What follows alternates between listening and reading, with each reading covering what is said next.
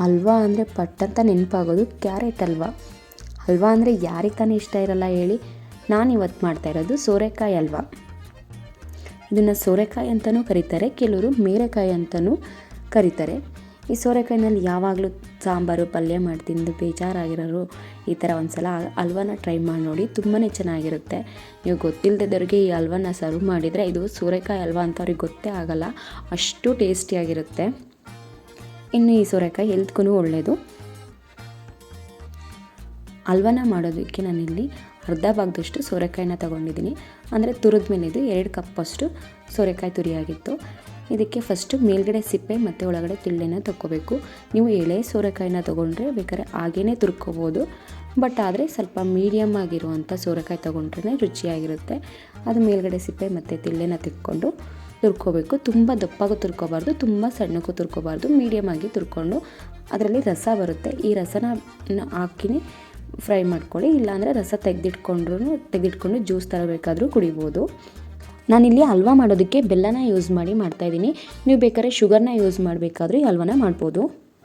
ಇನ್ನು ಈ ಹಲ್ವಾ ಮಾಡೋದಕ್ಕೆ 1 ಸ್ಪೂನಷ್ಟು ತುಪ್ಪನ ಹಾಕ್ಕೊಂಡು ಸೋರೆಕಾಯಿ ತುರಿನ ಹಾಕ್ಕೊಂಡು ಚೆನ್ನಾಗಿ ಫ್ರೈ ಮಾಡ್ಕೋಬೇಕು. ಇದು ಹಸಿ ಸ್ಮೆಲ್ಲೆಲ್ಲ ಹೋಗಬೇಕು.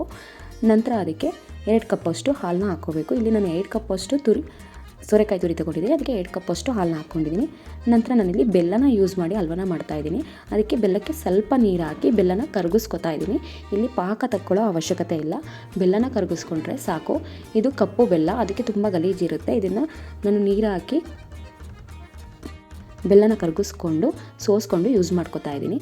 ಇಲ್ಲಿ 2 ಕಪ್ ಹಾಲನ್ನ ಹಾಕಿ ಚೆನ್ನಾಗಿ ಸೋರೆಕಾಯಿನ ಬೇಯಿಸ್ಕೊಂಡು ನಂತರ ಬೆಲ್ಲದ ನೀರನ್ನ ಆ್ಯಡ್ ಮಾಡ್ಕೋಬೇಕು.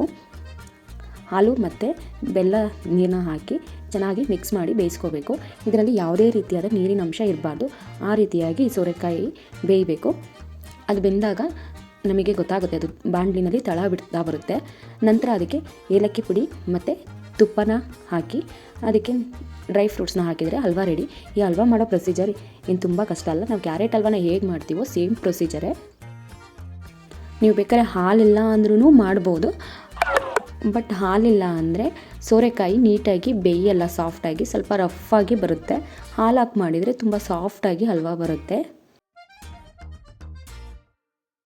ನೀವು ಒಂದ್ಸಲ ಈ ಹಲ್ವಾನ ಟ್ರೈ ಮಾಡಿ ನೋಡಿ, ಹೇಗಿತ್ತು ಅಂತ ಕಮೆಂಟ್ ಮಾಡಿ.